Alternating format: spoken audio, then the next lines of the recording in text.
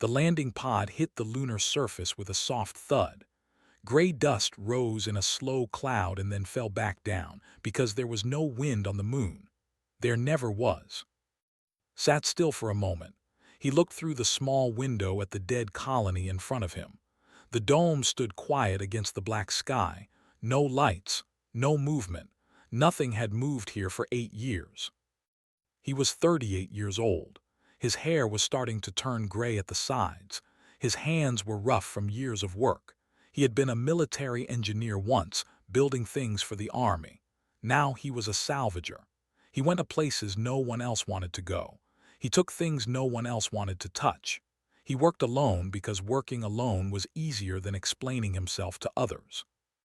The contract was simple. An anonymous buyer wanted data cores from Outpost K7. The pay was good, very good. Did not ask questions about who or why. He never did. He checked his suit one more time. Oxygen full, battery full, tools ready.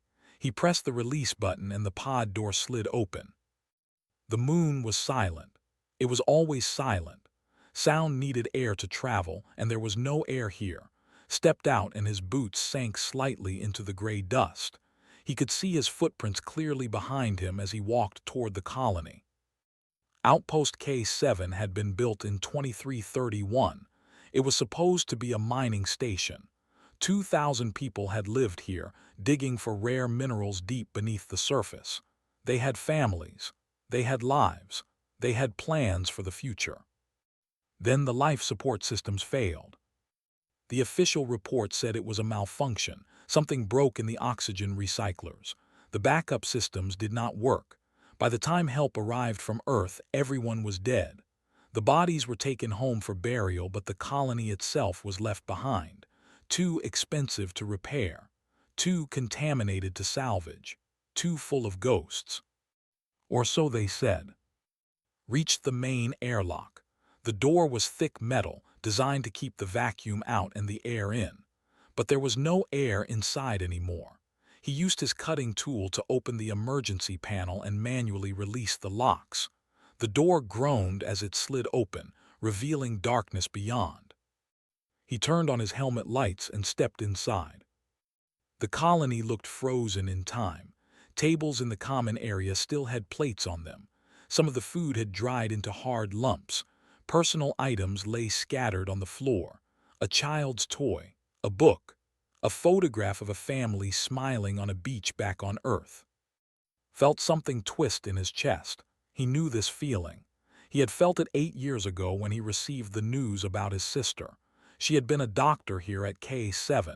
She had come to the moon because she wanted to help people. She died with everyone else. He had never come here before. He told himself he was avoiding it because there was no money in it. But that was a lie. He was avoiding it because he was afraid of what he would feel. Now he was here. The anonymous buyer had made him an offer he could not refuse. And perhaps, in some small way, he wanted to see where his sister had spent her final days. He moved deeper into the colony. His scanner showed the layout of the station on his display. The data cores were in the central computer room, 2 levels down. He followed the path through empty hallways, past closed doors, past windows that looked out at nothing but gray dust and black sky. Then his scanner beeped. Stopped, he looked at the display. There was an energy signature below him. Something was drawing power from somewhere. But that was impossible. The colony's reactors had been shut down years ago. There should be no power at all. He checked the scanner again. The reading was clear, faint but steady. Something was alive down there, not alive like a person, alive like a machine. He found a maintenance hatch in the floor of a storage room. It was hidden under boxes that had been pushed aside, as if someone had moved them in a hurry long ago. The hatch was old, much older than the colony itself. The metal was a different color, a different style. It did not match anything else in the station. Knelt beside it. His heart was beating faster now. He had been in many strange places. He had seen many strange things. But this felt different. This felt like something that should not exist. He opened the hatch. Below was a tunnel. It went straight down into the moon's rock. Metal rungs were built into the wall, making a ladder. His lights could not reach the bottom. Looked back at the colony behind him. He could leave.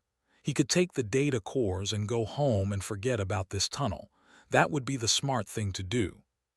But he had never been very good at doing the smart thing. He started climbing down. The tunnel was long, much longer than he expected. He counted the rungs as he descended. 100, 200, 300. The walls around him changed from rough rock to smooth metal. Someone had built this place. Someone had spent years digging this tunnel and covering the walls with metal plates. His radio crackled. Static filled his helmet. Then the sound cut out completely. He was too deep. The signal could not reach him.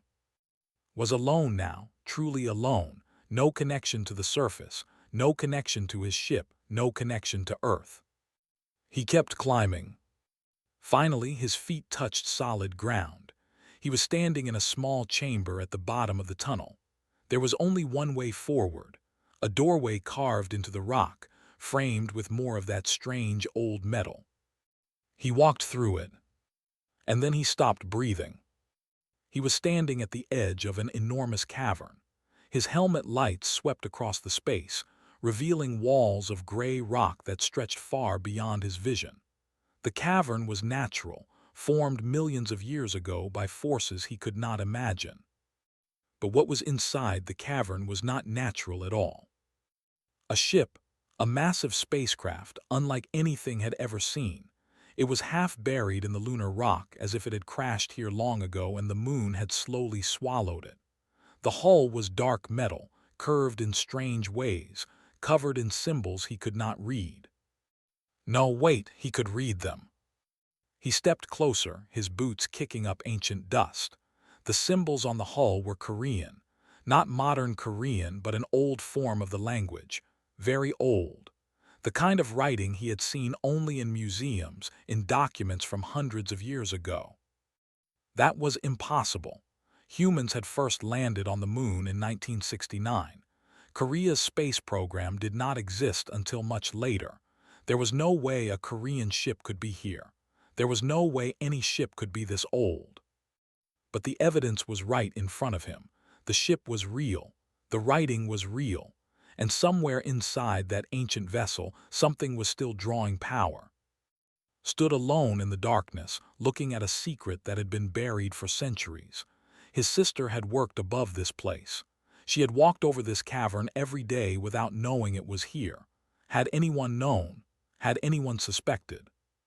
He did not have answers. He only had questions. And the only way to find answers was to go inside. He walked toward the ship. His footsteps echoed in the vast cavern. The ancient hull loomed above him, silent and waiting. Somewhere in the darkness, a machine hummed softly, patient and eternal. Found a hatch on the side of the vessel. It was corroded with age, the metal rough beneath his gloves. He gripped the handle and pulled. The hatch groaned. Metal scraped against metal. And slowly, for the first time in perhaps centuries, the door opened.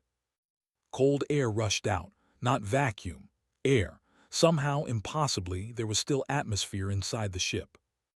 Took a deep breath. Then he stepped through the doorway and into the unknown.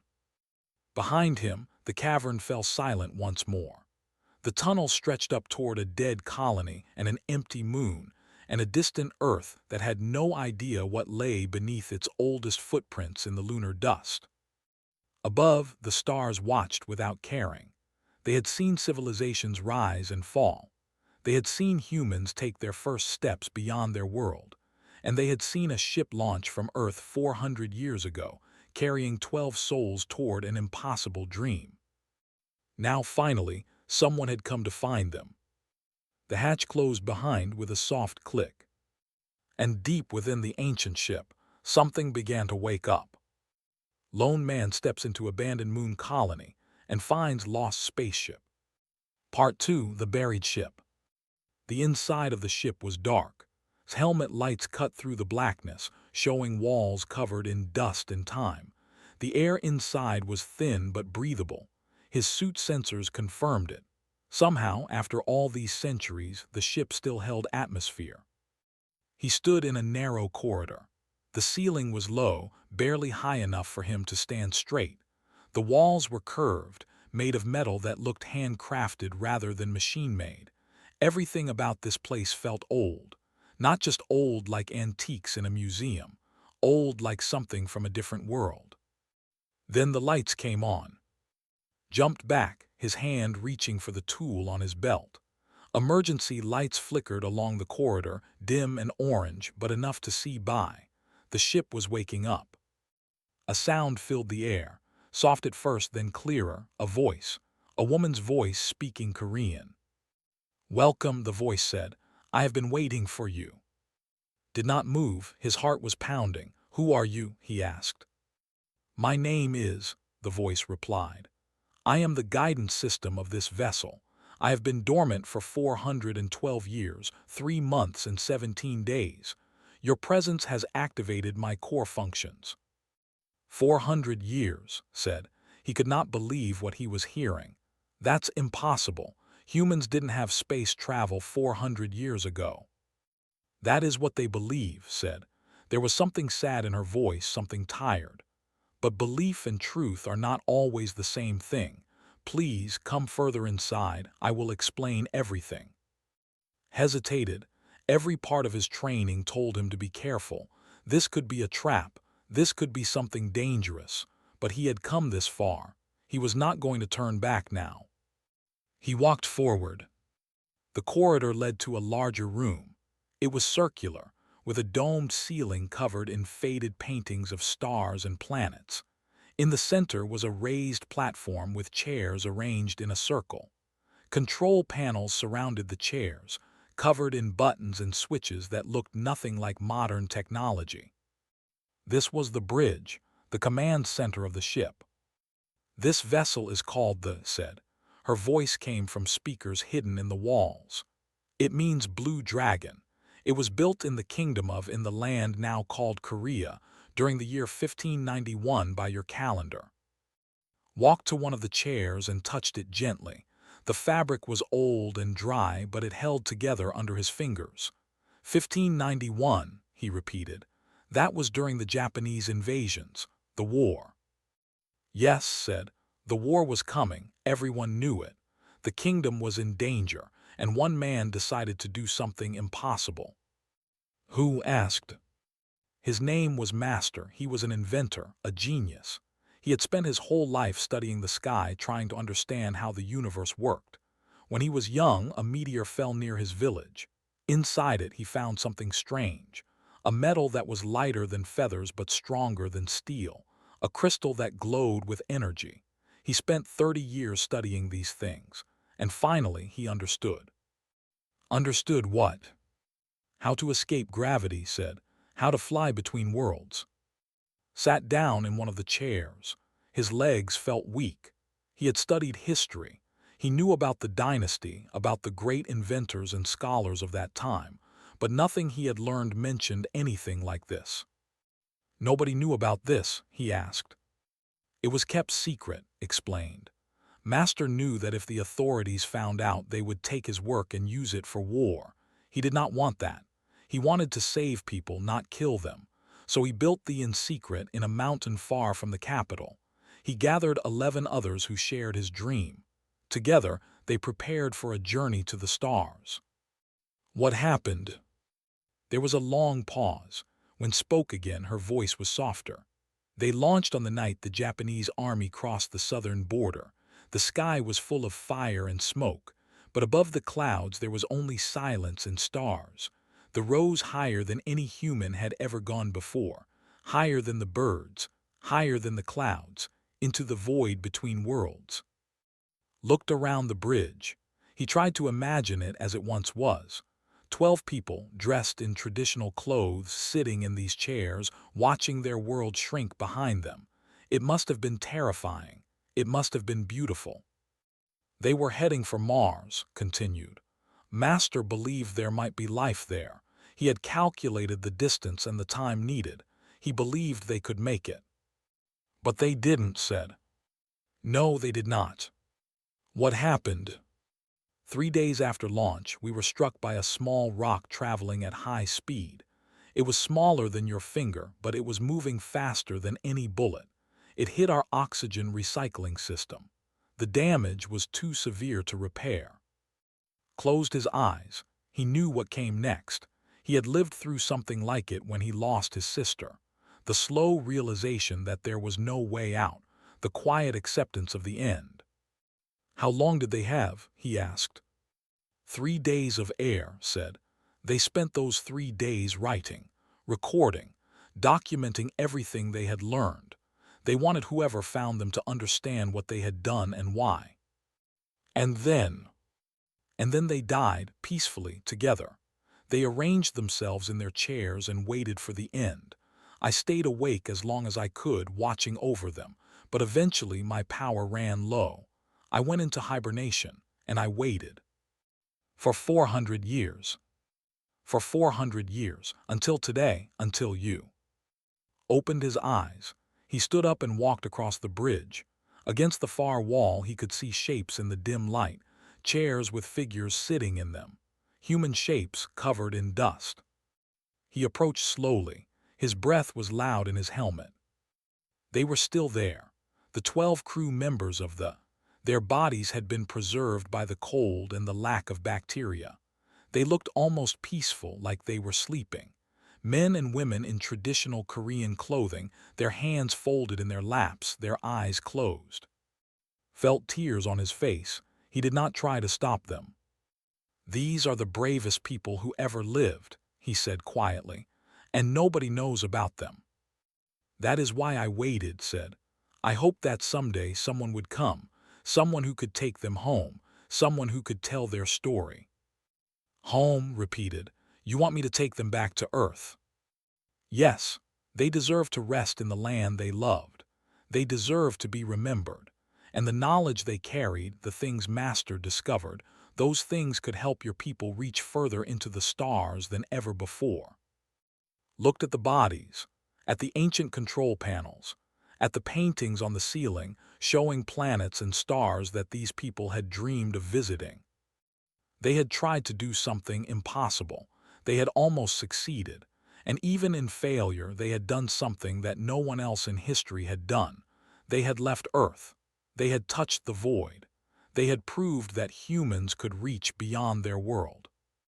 "The engines," he said, "can they still work?" "I believe so," replied. "The main systems are damaged, but the core engine is intact. It runs on the energy crystals Master found in the meteor. They still hold power. However, there is a problem." "What problem?" "The engine requires a manual restart from outside the ship. Someone must go into the vacuum and realign the primary thrust vectors. It is not difficult work, but it is dangerous. And it must be done by a human. I cannot do it myself." Understood. He would have to go outside, back into the vacuum of the moon, with limited oxygen and no way to call for help. It could kill him. He looked at the 12 bodies one more time. These people had risked everything. They had died alone, far from home, with no hope of rescue. They had done it because they believed in something bigger than themselves. What was his life compared to that? "Tell me what to do," he said. "Are you certain?" asked. "I must warn you, the probability of survival is not high. You may die out there just as my crew died." "I know," said, "but someone has to bring them home. Someone has to tell the world what they did. If I don't do it, who will?" There was silence, then spoke again, and this time there was warmth in her voice, something almost like hope. "Thank you," she said. "I have waited so long for someone like you. Master always said that humans were capable of greatness. He said that when one person falls, another will rise to continue the journey. I was beginning to lose faith, but now I see that he was right." Checked his oxygen levels. He had enough for a few more hours, enough to do what needed to be done. "Let's get started," he said. And deep within the ancient ship, began to guide him through the steps that would bring the back to life. Above them, on the surface of the moon, the abandoned colony stood silent. The stars burned cold in the black sky, and somewhere far away, on a small blue planet, humanity went about its business, never knowing that their ancestors had once reached for the heavens and almost touched them.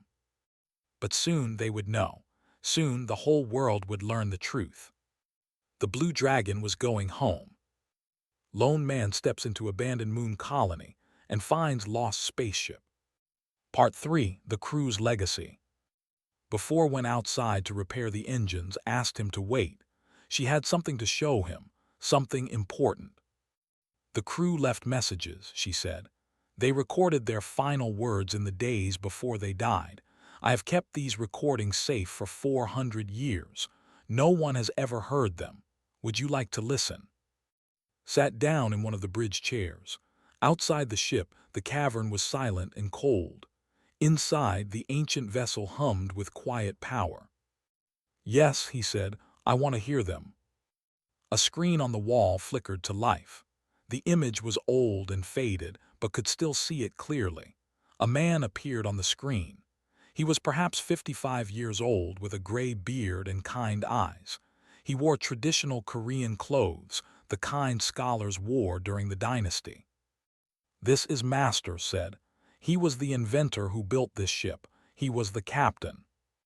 Master began to speak. His voice was calm, even though he knew he was going to die. My name is, he said. I am recording this message for whoever finds us.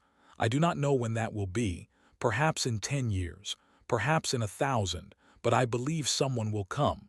Humans are curious creatures. We cannot help but explore. He paused and looked at something beyond the camera, perhaps at the stars, perhaps at Earth, small and far away. I built this ship because I believed we could do more than fight and die on our little world. I found a gift from the sky, a stone from the heavens that contained secrets. It took me 30 years to understand those secrets, and when I finally did, I knew I had to use them. Master smiled sadly. I was foolish in some ways. I thought we could reach another world. I thought we could start again. But the universe had other plans. A small rock no bigger than a grain of rice has killed us. It seems almost funny now. We escaped the war. We escaped Earth, but we could not escape bad luck. He leaned forward, looking directly at the camera. But listen to me. We proved it could be done. We proved that humans can leave Earth. We proved that the stars are within our reach. Whoever you are, wherever you come from, remember that. The sky is not a ceiling. It is a door. We opened it. Now you must walk through. The recording ended. Sat in silence, thinking about what he had heard. This man had lived 400 years ago. He had worn clothes from the dynasty. He had never seen an airplane or a car or a computer, but he had built a spaceship. He had touched the moon. Show me the others, said. The next recording showed a woman. She was in her early 30s with sharp eyes and a serious face. She held a book in her hands. This is, said. She was our navigator. She calculated the path from Earth to Mars using only mathematics and observation. Spoke quickly as if she had too much to say and not enough time. I calculated our journey using the stars as guides. I measured the angles. I timed the movements of the planets. My calculations said we could reach Mars in 120 days. I was right about the path. I was wrong about the small things, the things I could not see. She held up her book. I have written everything down, every number, every formula, every mistake. Whoever reads this will know what we did right and what we did wrong. Learn from us. Do better. Paused, her voice became softer. I have a daughter on Earth. Her name is, she is 7 years old. I left her with my sister because I believed I was doing something important. Now I will never see her again. Please, if you find my family, tell them I love them.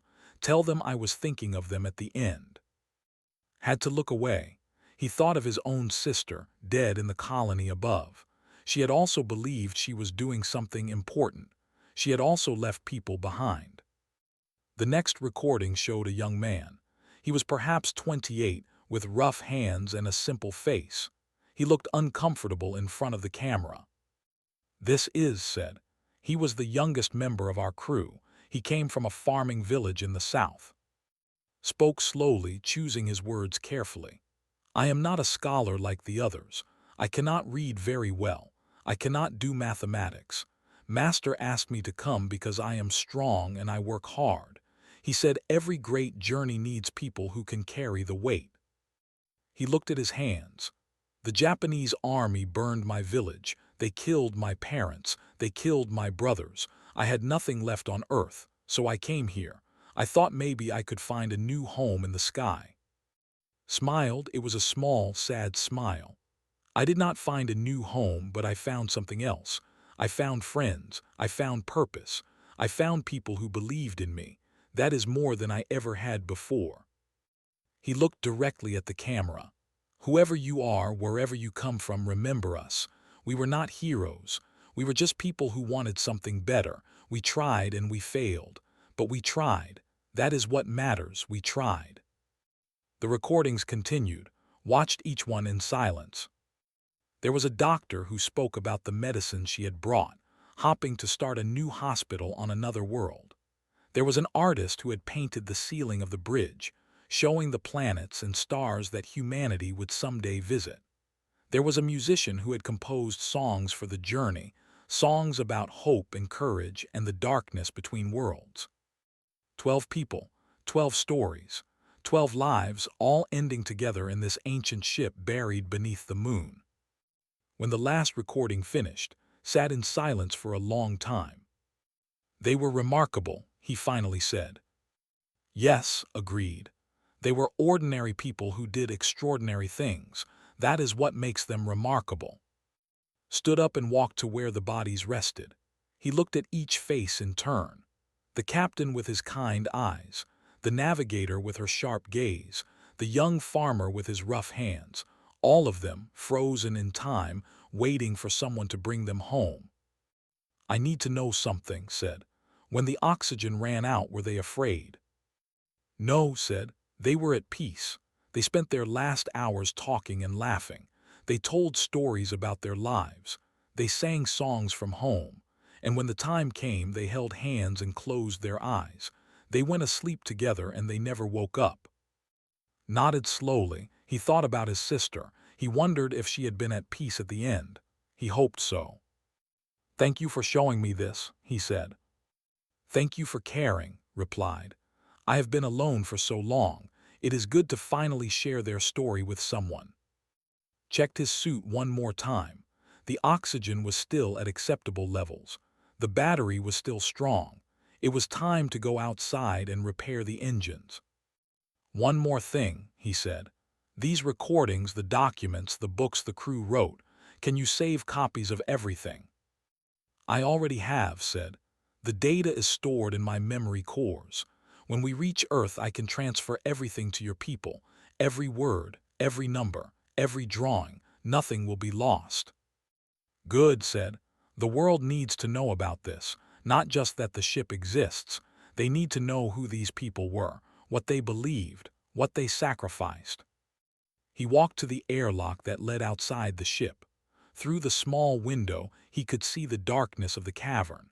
Somewhere up there was the surface of the moon. Somewhere beyond that was Earth. He said, Yes. If I don't survive this, make sure the story gets out. Make sure people remember them. I will, said, but you will survive. I believe in you, just as I believed in my crew. Humans are capable of amazing things when they have a reason to keep going. Smiled. It was the first time he had smiled in years. Then let's give them a reason to remember, he said. He opened the airlock and stepped through. The ancient metal door closed behind him with a soft hiss. Ahead lay the cold darkness of the moon, and beyond that, a journey that would change the world forever. Behind him in the silent ship, 12 bodies waited patiently. They had waited for 400 years. They could wait a little longer. Soon they would go home. And when they did, the whole world would know what they had done. The farmers and scholars and artists who had dared to reach for the stars before anyone believed it was possible. The ordinary people who had become extraordinary. Their legacy was about to be reborn. Lone man steps into abandoned moon colony and finds lost spaceship. Part 4. The Choice. The vacuum of space pressed against the suit as he climbed out of the ship. There was no sound. There was no air. There was only darkness and the faint glow of his helmet lights against the cavern walls. His voice crackled in his helmet. The signal was weak, but it was there. The primary thrust systems are located on the underside of the ship.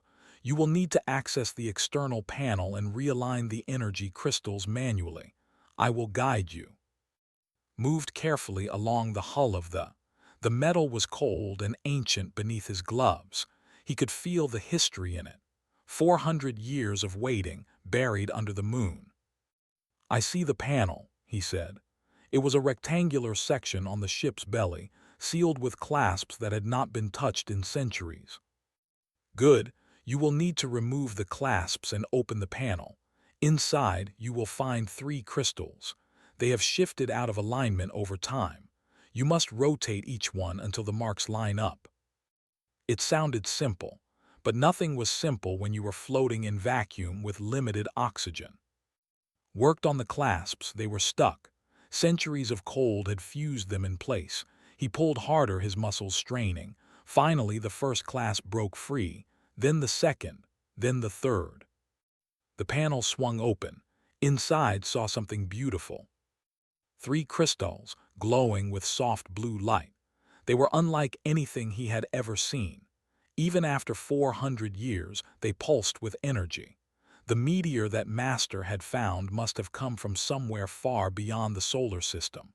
These crystals were proof that there were wonders in the universe that humans had not yet discovered. I see them, said. They're still glowing. The crystals contain energy that does not decay, explained. Master believed they were fragments of a dying star, compressed into solid form. He did not fully understand them, but he learned to use them. Reached for the first crystal. It was warm to the touch, even through his gloves. He rotated it slowly, watching the marks on its surface. When the lines aligned, the crystal pulsed brighter. One done, he said. He moved to the second crystal. His oxygen level beeped a warning. He was using air faster than he had expected. The work was harder than it looked. The second crystal aligned, 2 down, 1 to go. But the third crystal was stuck. It would not rotate. Something had jammed it in place. I have a problem, said. The third crystal won't move. Let me scan. There was a pause. I see the issue. A small piece of rock has wedged itself behind the crystal. It must have come from the meteor impact that damaged our oxygen system. You will need to remove it manually. Looked at the gap behind the crystal. It was small, too small for his gloved hand. He would need to remove his glove to reach it. But removing his glove meant exposing his hand to vacuum. It meant pain. It meant risk. It meant possible death. His oxygen beeped again. He had maybe 30 minutes of air left. There was no choice. I'm going to remove my glove, he said. That is extremely dangerous. The vacuum will cause immediate damage to your tissue. You may lose fingers. You may lose your hand. I know, said. But if I don't, none of us are going home. The crew of this ship, my sister, none of it will matter. He thought about the recordings he had watched, about Master's calm acceptance, about love for her daughter, about simple belief that trying was what mattered. These people had given everything. What was a hand compared to that? He unsealed his glove and pulled it off. The cold hit him like fire. His skin burned. His fingers turned white. He could feel the moisture in his flesh beginning to freeze. He reached into the gap. His fingers were clumsy with pain, but they found the rock, a small stone, no bigger than a coin. He grabbed it and pulled. The rock came free. He rotated the third crystal. The marks aligned. All 3 crystals pulsed together, and the entire ship hummed with power. Pulled his arm back and shoved his hand into his glove. He sealed it quickly. His hand was screaming with pain. He could not feel his fingers, but he was alive. "It's done," he gasped. "You are remarkable," said. Her voice was filled with emotion. "The engines are online, we can fly." Crawled back to the airlock. His vision was blurring. His oxygen was critical. He reached the door and pulled himself inside. The airlock sealed behind him and air rushed in. He collapsed on the floor, breathing hard. His hand was throbbing. He could not move his fingers, but he was still alive. The ship began to shake. The engines, silent for 400 years, roared back to life. The lifted from the lunar rock, dust falling away from its ancient hull. The cavern walls trembled as the ship rose. It broke through the floor of the colony above. Metal and stone shattered as the ancient vessel pushed its way to the surface. Felt the ship level out as they cleared the moon's surface. Through a small window he could see stars, millions of stars, and there in the distance a small blue dot. "Earth. We're going home," he whispered. On Earth, in a building called the Korean Space Heritage Foundation, a woman named was staring at her screen. She was 52 years old, the director of the foundation. Her job was to study the history of space exploration and preserve important discoveries. Right now, her instruments were going crazy. "What is that?" one of her assistants asked. An object was rising from the moon. It was not a modern ship. Its shape was strange, curved in ways that made no sense, and it was broadcasting a signal. The signal was in Korean, very old Korean, writing that had not been used for centuries. "My God," whispered. She understood what she was looking at. Somehow, impossibly, a ship from ancient Korea was flying through space. She grabbed her phone and made a call. "This is Director. I need to speak to military command immediately. Tell them to stand down. Whatever they do, they must not fire on that ship." It took an hour to convince them. An hour of arguing and explaining and showing them the data. By the end, the whole world was watching. They entered Earth orbit. It moved slowly, its ancient engines straining but working. The ship that had failed to reach Mars 400 years ago was finally coming home. A rescue shuttle was launched. Its pilot was a woman named. She was 40 years old, a decorated astronaut with 15 years of experience. But today, she was shaking. She had seen the crew manifest that had transmitted. One of the names was a young farmer from the south, the same family name as hers, the same village. Her ancestor, her blood, dead for 400 years but coming home at last. Shuttle docked with the... She opened the hatch and stepped inside. The ship was cold and old and beautiful. Ancient paintings covered the walls. Control panels with buttons and switches, unlike anything in modern technology, lined every surface. And there in the corner of the bridge, a man sat slumped against the wall. His face was pale. His hand was wrapped in bloody bandages, but he was smiling. "You must be the rescue," said weakly. Walked past him to where the bodies lay. 12 shapes, covered in centuries of dust. She found the one she was looking for. The young farmer, her ancestor. He looked peaceful. He looked like he was sleeping. On his chest was a small badge, carved from wood, a symbol from their village, the same symbol that's grandmother had worn her whole life. Fell to her knees. Tears streamed down her face. "I'm here," she whispered. "I finally found you." She reached out and touched his hand. It was cold and still, but somehow it felt like a connection, a link across 400 years, a promise kept at last. Behind her, watched in silence. He understood what she was feeling. He thought about his sister, buried in the moon colony that stood empty above the cavern. Some journeys take centuries, some take only a single step, but they all lead home eventually. Stood up and wiped her eyes. She walked back to and offered him her hand. "Let's get you to a hospital," she said. "What about the ship?" asked. "The ship is coming with us," said. "The whole world is watching. They want to see it. They want to know the truth." Nodded, he let her help him to his feet. He said to the air, Yes, the AI replied. We made it, we're going home. Yes, said, and for the first time in 400 years there was joy in her voice. We are going home. They descended toward Earth. Below, millions of people watched the sky. They did not fully understand what they were seeing, but they knew it was important. They knew that something had changed. Humanity was about to learn that its reach had always been longer than it knew. That 400 years ago, in a small kingdom at war, a group of ordinary people had touched the stars. And now, finally, the stars were reaching back. Lone man steps into abandoned moon colony and finds lost spaceship. Part 5, Homecoming. The funeral was held on a warm spring day. The cherry blossoms were in full bloom, covering the hillsides in waves of pink and white. It seemed fitting. After 400 years of darkness, the crew of the had come home to beauty. 12 coffins were carried through the streets of Seoul. Millions of people lined the roads, throwing flowers and crying and clapping. The whole world was watching. Every television, every screen, every phone showed the same images. The ancient heroes, finally home. Watched from a wheelchair. His hand was wrapped in bandages. The doctors had saved most of his fingers, but 2 were gone forever. He did not mind. They were a small price to pay. Director gave a speech at the ceremony.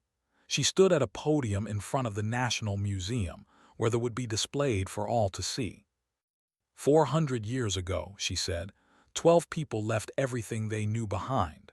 They climbed into a ship built from dreams and hope, and they reached for the stars. They did not make it to their destination, but they made it further than anyone believed possible. She paused, looking out at the sea of faces. They were not trained astronauts. They were not soldiers or scientists from a great space program. They were scholars and farmers, artists and doctors, ordinary people who refused to accept that the sky was their limit. His voice grew stronger. Today we honor them, not just as heroes but as proof of what humanity can achieve, when we are brave enough, when we are stubborn enough, when we believe in something greater than ourselves. The coffins were carried into the museum. Each one was placed in a special chamber designed to preserve them for future generations. Plaques told their stories. Master, the genius inventor, the brilliant navigator, the farmer who became an astronaut. Beside the chambers, they rested in a great hall. Its ancient hull had been carefully preserved. Visitors could walk around it, looking at the handcrafted metal, the faded paintings, the control panels with their strange buttons and switches. And in a special room, screens played the crew's final recordings. People came from all over the world to hear Master speak about doors and stars, to see hold up her book of calculations, to watch smile and say that trying was what mattered. Many cried, all remembered. In the months that followed, scientists studied Master's documents. His understanding of the energy crystals was primitive by modern standards, but the core ideas were sound. His gravity manipulation principles, refined by 400 years of additional knowledge, opened new doors. Within a year, the first prototype of a new engine was built. It was called the Drive, in honor of the man who had first imagined it. Test flights showed that ships using this drive could travel 10 times faster than anything before. The path to the stars was open. Navigation charts were displayed in the Korean National Space Agency. Her calculations, made with nothing but mathematics and careful observation, were accurate within a fraction of a degree. Modern computers, working with the same data, could only improve her work by a tiny margin. She had been a genius, born 400 years too early. Now her name was carved on the wall of the agency's headquarters, alongside the greatest minds in space exploration. The seeds the crew had carried were planted in a special garden behind the museum.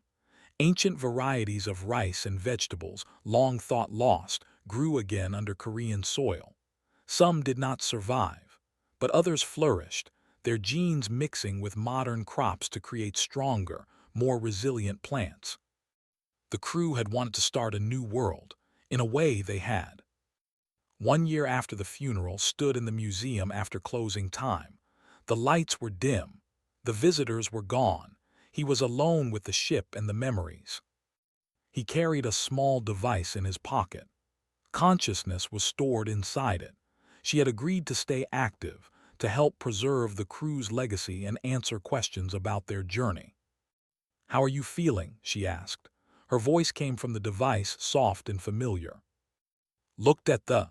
He remembered climbing through its corridors for the first time. He remembered watching the recordings. He remembered the pain in his hand as he fixed the crystals. "I don't know," he said honestly. "Tired, sad, happy, all of it at once." "That sounds human," said. Smiled. "I suppose it does." He walked to the chamber where his coffin rested.